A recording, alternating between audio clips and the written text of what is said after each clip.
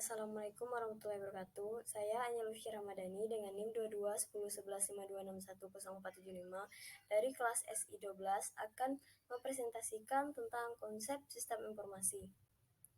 Informasi itu sendiri adalah data yang sudah diolah sehingga berguna untuk membantu membuat keputusan bagi pengguna.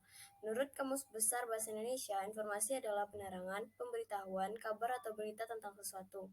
Beberapa ahli seperti menurut Burch and Starter, informasi adalah pengumpulan dan pengolahan untuk data untuk memberikan pengetahuan atau keterangan. Dan menurut The Liam G, informasi atau keterangan adalah informasi perkataan, rangkaian perkataan, kalimat, gambar, atau tanda tulis lainnya yang mengandung pengetahuan, pengertian buah pikiran, atau pengetahuan apapun yang dapat dipergunakan oleh pimpinan organisasi untuk membuat keputusan yang tepat berdasarkan kenyataan yang ada. Yang pertama, pengertian sistem informasi. Sistem merupakan sekumpulan komponen yang saling bekerja sama secara terstruktur untuk mencapai suatu tujuan. Yang kedua, secara garis besar, ada beberapa hal yang memengaruhi perkembangan sistem informasi. A. Pengaruh globalisasi, yaitu memudarnya batasan-batasan yang ada pada suatu negara dalam segi persaingan industri, perdagangan, dan pendidikan.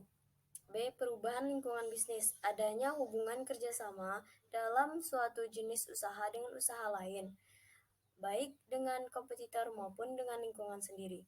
C. Perkembangan dunia industri, yaitu munculnya berbagai jenis usaha dan industri yang baru, yang sesuai dengan kebutuhan masyarakat saat ini.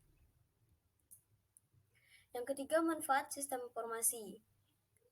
Yang pertama, bagi perusahaan, yaitu fungsi sistem informasi sendiri bagi perusahaan adalah untuk mengolah data menjadi informasi sehingga diharapkan dapat memaksimalkan hasil atau produksi yang dari perusahaan tersebut. Yang kedua, bagi industri, yaitu dapat menjalin kerjasama dengan berbagai industri lain untuk meningkatkan mutu pelayanan. Dan yang terakhir, bagi perorangan. Yang keempat, kriteria informasi. Untuk menciptakan informasi yang akurat harus berawal dari data yang juga akurat dan tepat. Yang disebut dengan informasi yang akurat adalah informasi yang tepat, waktu yang lengkap, relevan, terpercaya, terverifikasi, mudah dipahami, dan mudah diperoleh. Yang kelima, profesi di bidang sistem informasi. A. Yaitu sistem analis, bagi orang yang bertugas menganalisa suatu sistem atau rancangan sistem. B. Merancang sistem. Perancang sistem bagian dalam perancangan suatu sistem, biasanya bagian ini digabung ke dalam sistem analis. C. Programmer, orang yang mewujudkan rancangan dari analisis dalam sebuah bahasa pemrograman yang diaplikasikan ke komputer. D. Admin database adalah bagian yang merancang, mengelola, dan mengupdate suatu data. D. Dokumentasi, bagian untuk mencakup data perusahaan.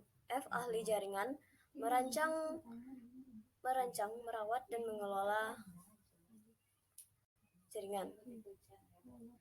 G. Pemakai akhir dalam perusahaan. 6. Menciptakan keunggulan kompetitif. Agar bisa memenangkan persaingan dan merebut pasar, harus memiliki keunggulan kompetitif. Menurut Miss Bird, ada dua pendekatan yang dapat dilakukan. Yang pertama, product differentiation, menciptakan produk yang langka atau baru. Yang kedua, low cost production, yaitu memperkecil biaya produksi. Yang ketujuh, pengaruh sistem informasi bagi perusahaan, seperti mempercepat sebuah pembuatan keputusan, menghalangi persaingan baru untuk memasuki pasar, lalu memungkinkan kerjasama dengan perusahaan lain, bahkan dengan kompetitor. Dan yang terakhir, memungkinkannya diciptakan perusahaan virtual atau usaha lain di dalam sebuah usaha. Yang kedelapan, pengetahuan yang diperoleh oleh manajer, seperti konsep dasar konsep dasar sistem informasi, teknologi informasi, pengembangan sistem informasi, aplikasi bisnis, dan tentang manajemen.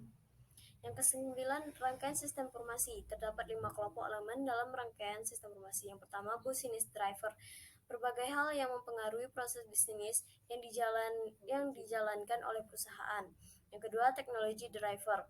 Penyebab terjadinya pengembangan teknologi yang dimanfaatkan untuk membangun dan meningkatkan suatu industri. Yang ketiga, buyer. Pada pekerja atau orang yang bertugas dalam menjalankan informasi tersebut. Yang keempat, proses, bagian metode, dan tahapan untuk membangun informasi tersebut. Yang kelima, produk, informasi yang dibutuhkan oleh perusahaan untuk mempercepat membuat keputusan. Lalu yang terakhir, nomor 10, jenis-jenis informasi. Yang pertama, absolute information, merupakan pohonnya informasi yaitu jenis informasi yang disajikan dengan suatu jaminan dan tidak membutuhkan penjelasan lebih lanjut. Yang kedua, substitutional information, jenis informasi yang merujuk pada kasus di mana konsep informasi digunakan untuk sejumlah informasi. Dalam pengertian ini, informasi kadangkala diganti dengan istilah komunikasi. Yang ketiga, philosophies information, jenis informasi yang berkaitan dengan konsep-konsep yang berhubungan informasi pada pengetahuan dan kebijakan. Yang keempat, subjective information, yaitu jenis informasi yang berkaitan dengan perasaan dan informasi manusia. Kehadiran informasi ini bergantung pada orang yang menyajikannya. Lalu yang kelima, objective information, jenis informasi yang merujuk pada karakter logis informasi tertentu. Lalu yang terakhir, cultural information, informasi yang memberikan tekanan pada dimensi kultural. Baiklah, hanya itu presentasi saya. Saya tutup dengan wabillahi taufiq wal hidayah. Wassalamualaikum warahmatullahi wabarakatuh.